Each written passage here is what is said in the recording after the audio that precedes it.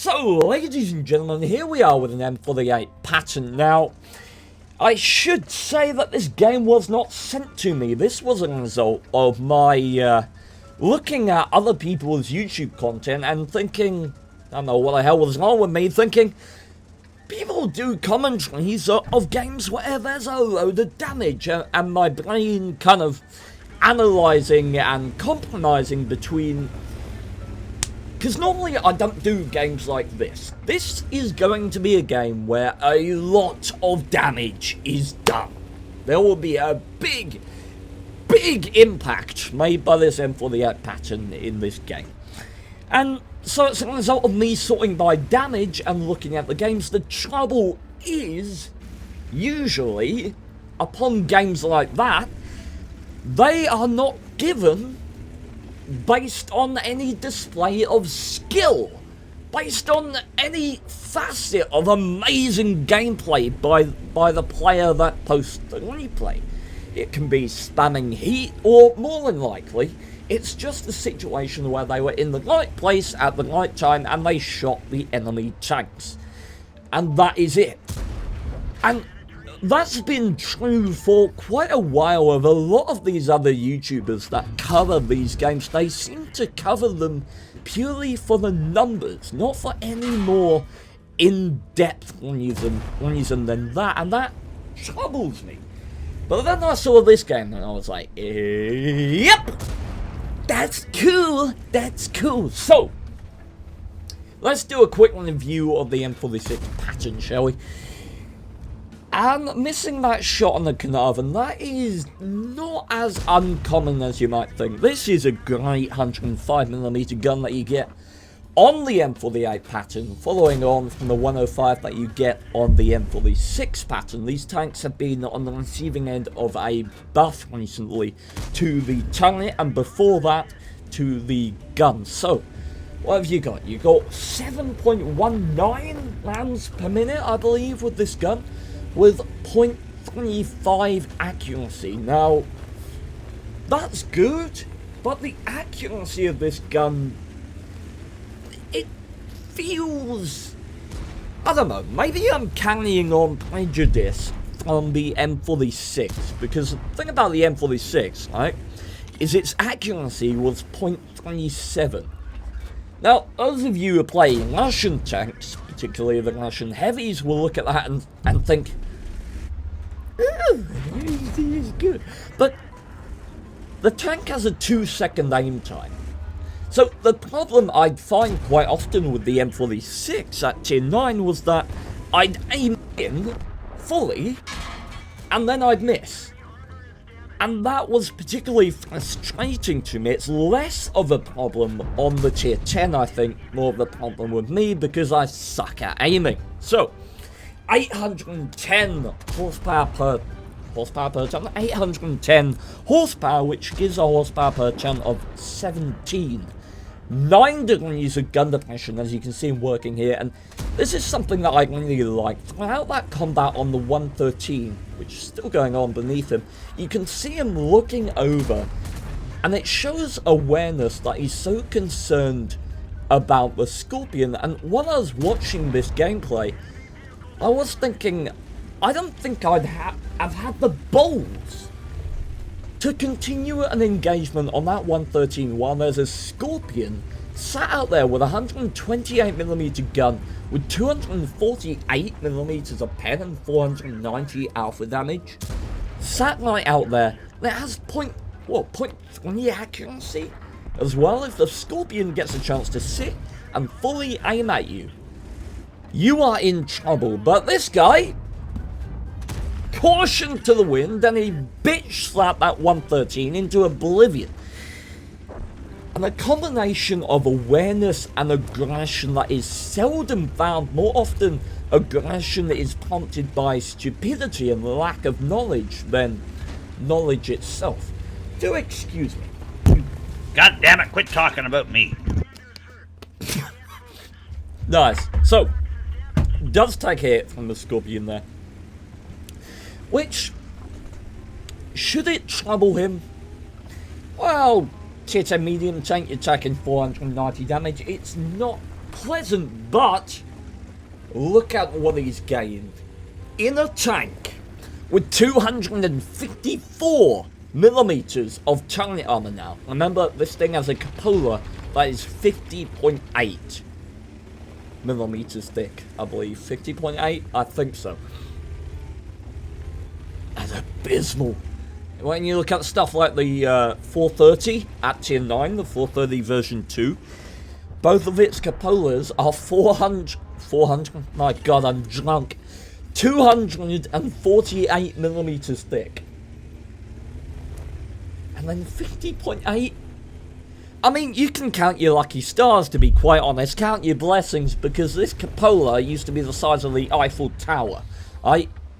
Its profile on the tank has changed dramatically, and therefore it is a lot harder to hit than it used to be. Frontal armor, I believe 152.4 millimeters thick on the front of the hull, which will prompt some occasional bounces, but it's not something that Patton drivers generally rely on. But that turret, it is gorgeous. Pops out, takes a hit from the 50 there, dodges the return shot, and this is Patton 101. He's on the top of the hill, he's using his 9 degrees of gun depression, and with the 7.19 rounds per minute on this tank, it's got just under 3,000 DPM. And that's base. That is below stuff like the Object 140 and the T62A, but combine that factor with the 390 alpha damage, and you can pain enemy tanks in a way that is just not possible with the Russians. And even poking shots, you know, just poking out and trading a shot, maybe 1-for-1, is far more effective in a Patton than it would be in any of the Russians, apart from the 430 version, 430U, of course. So, I think you got a decent grasp on what the Patton is, although one thing I should mention, top speed, as you may have seen, 45 kilometers an hour, 45, that is abysmal. The only thing that would have been worse than that would be the FE4202 before it got converted into a tier 8 premium, used to be a tier 10. Scorpion doing some acrobatics there, dives foot. Yeah, it is not a fast tank. 45 kilometers an hour at tier 10 on the medium tank is pretty damn abysmal. But I mean, it's somewhat appropriate for this tank because this tank was never touted to be the best at anything. Hey, Jim Dagger, thank you for subscribing, my man. Thank you very much. 4 months in a row, much appreciated. You can see the Patton stewarding the top of this hill here, and just this 5100 is outclassed not just by the tank but by the positioning. Just gets the cupola there. 9 degrees of gun depression, only just proving enough. And he's going to go forward and harass, and yep, Victor 100, absolutely no chance in that confrontation. I'm not sure why he didn't disengage. The Carnarvon, at least. And that is unlucky. That is very unlucky. 0.25 accuracy, rearing its ugly head here. Patton, I must say though, is amazing on the move. It will give an Object 140 and the T62A a run for its money, the T62A being the better of those two.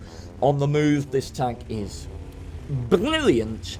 And think about that, on the move with a 105mm gun, 390 on the move. Yeah, I'm okay. Object 140 swings by in the distance, lobs a shell, I take 300 damage, okay. This thing, on the move, 400 meters, lobs a shell, you potentially take over 400 damage, so. Ooh. But yeah, these tanks are the king of average. Or they used to be more accurate than it is now, tank armor-wise, gun performance, you know, it's bordering on exceptional. But it used to be the case that these tanks were okay at everything. That's more prominent in the low tiers now with the Pershing, and it's not not a shot you expect to miss at all. More prominent with the Pershing and the M46. They're not great at anything particularly, but they're not bad at all. So, this is getting into a stage, and we just want to clarify, right? 9,300 damage. He had done 6,000 damage like 3 minutes into the game, just by sitting in that position and harassing. That's a game for me. If I do 6,000 damage, I'm like, yeah, I've had a pretty decent game here, pretty decent impact in this game. And now, this is the point where I must say, you've got a one-shot Tiger off somewhere. He's an unknown quantity. I think I would have got off the hill right now, or at least perched on the side of the hill and killed that Tiger. Because he's a one-shot. As it happens, that could well have ended up with me in a poor position and getting killed by the rest of the team. But, there we go. Spots him for the Tiger 2. Speaking of spotting, 420 meters view range. Base on the Patton. That is joint highest in the game with some of the light tanks. Like the IHM Panzerwagen, for example. And look at the way he stewards the edge here, because he knows that he has to know if someone approaches him, and it's one of the advantages that high ground gives just by nature of what it is. High ground allows you to see further. It allows, I mean, obviously not statistically, you can't spot beyond 445 meters, but as an example, look over that way, right, towards those houses. They are well within render distance.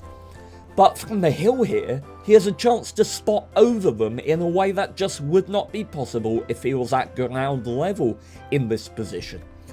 And that's why high ground is so good, because it clears up lines of sight. It makes you so much more aware. Add to that the fact that you can dictate the pace of the combat. Like, that's the thing. You cannot let an Emil 2 get into a position like this, using its, 12 degrees of gun depression, and its turret armor. That would have been trouble. Loads of trouble if it got into that position. But he kept his awareness up, he knew what was approaching him, and he managed to take him out while he was caught in the open, and prevented it from ever becoming a problem in the first place. Now, 10,000 damage. Look at the clock, though. Keep an eye on that.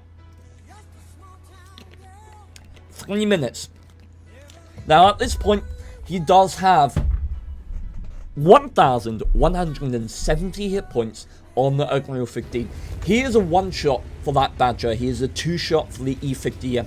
And the E50M is pretty famous for having more or less abysmal DPM from tier 10 medium tank, the same DPM as it would have mounting the 105mm that it has on the E50 at tier 9. It does not go up in DPM, so that is an advantage. But if he were to leave the hill and move across this open land, he is incredibly exposed, and he does not know whether the Badger and the E50 are still waiting here, too scared to make a move. So he is trying to encourage in chat the Grill 15. I am not pausing the game a lot, Luis. For me, I have barely paused the game at all. I have wanted to, believe me. So yes, awareness. No! Copyright strike! Gotta stop that music! Now at least I won't get a copyright strike on YouTube. Luis, I will eat you! Okay, alright. 1 minute, 56 seconds. You've got the Grill 15. This is what's so frustrating, right? Sure, Grill 15 has no armor, but it has a gun, and it has hit points. And yet, he is not moving. He is still adapting that tank destroyer gameplay, and I'm telling you, even if you are a tank destroyer with no armor, you have hit points, and like, he's finally moving. There's the E50M in the open, taking the only option available to him. Pretty much 2 minutes left on this game. Everyone is feeling pressure. Where is the Badger? For me, there's two options at this point. he's either moved with the E50M, which is unlikely. You'd figure the Glenn 15 would have spotted the Badger moving, so it's more likely that he's up here covering the E50M. They're working together. E50M moves here, Badger moves here, and they can tag team that Glenn. So that is what, who is this? Blumbar is anticipating right here, and he is moving across the open. This is where you curse the speed of the Patton. 45 kilometers an hour, 45 seconds left on the game. We don't even know how much health that Badger is on. We know the E50M is a one-shot, but the Badger's not here. Badger is not here now. The Glue has 750 alpha damage. This game is still winnable. It just depends on what... That is disconcerting, but you got no time to worry about getting spotted right now. The only thing you can go for is the win. 15 seconds left, and there we go. Turret armor, the E50M, 185 millimeters. Heat shell, 330 millimeters. The vent goes straight through. And that was a shot that reduced him to a one-shot. And that was a shot that the Glenn 15 bounced off the front of the Badger. 355 millimeters of frontal armor. That is the most heavily armored tank destroyer frontally in the entire game. As far as I'm aware, that is the highest armor value on paper in the entire game. 355, enough to bounce the 276 millimeters of penetration found on the Glenn 15. And as a result, that is 11,000 damage. And what's that? 8 kills. And that's a loss.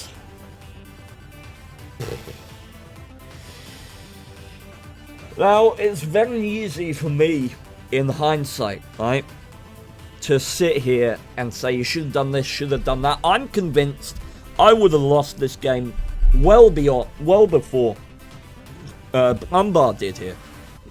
I'm convinced I wouldn't have taken it the distance, not just because I suck at aiming, but I don't think I'd have had the balls to play so aggressive on that ridge line. I'd have been too scared and cautious about the Scorpion, and I would have been wrong in that, because I would have had the health to play around with.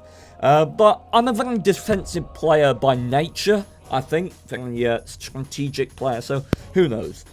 I also think, one thing where I would have done better, I think I would have abandoned the hill sooner, but here's the thing about that.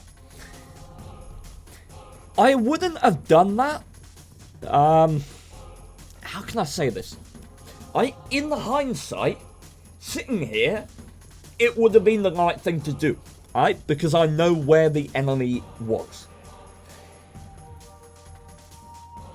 Knowing in-game, I would not have known. It would have been a complete guess, and there's every chance that it could have come back to bite me in the ass, because I wouldn't have known, and who knows, the enemy could have responded differently. In fact, it's probably only the fact that he held the hill for so long that caused the E50M to push in the low ground here, because it was the only option he had. Blumbar's position was too strong on this hill. The Emil tried it, died. The E50M wasn't going to be so stupid, pushed in the low ground there. And at that point, Blumbar abandoned the hill just a bit too late. So, ladies and gentlemen, hey, Assault Rabbit! Thank you for gifting us something, Toa. Thank you, Toa, for being here. Thank you, Peabody, for being Peabody. What's up, Peabody? I'm protesting. Oh, really? And yes, what is this? How dare you show us a frickin' replay? It's got no ending to it. Stops it just winning. You get good, you frickin' Jesus Christ. I'm sorry, Peabody, but I watched this replay and I was like, and I wanted you guys to be like, I was until it ended without an ending.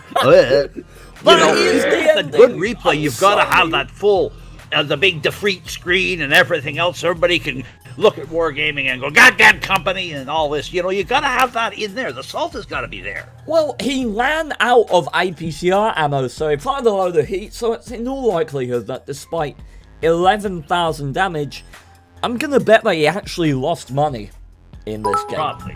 But anyhow, Okay. and you have another issue, Stephen. Yes, Yeah, I know. I will two sort that things. people there. I'm just gonna finish up this commentary by saying farewell to everyone on YouTube. Thank you very much for watching. As I said, I'm gonna try and make this a common thing. Every time I stream, I will try and get a commentary done. That way, there will be more content on YouTube, which would be nice for everyone. So, ladies and gentlemen, Bad Wolf, thank you very much for the cheer and the comment. Much appreciated. And, yes, farewell! And maybe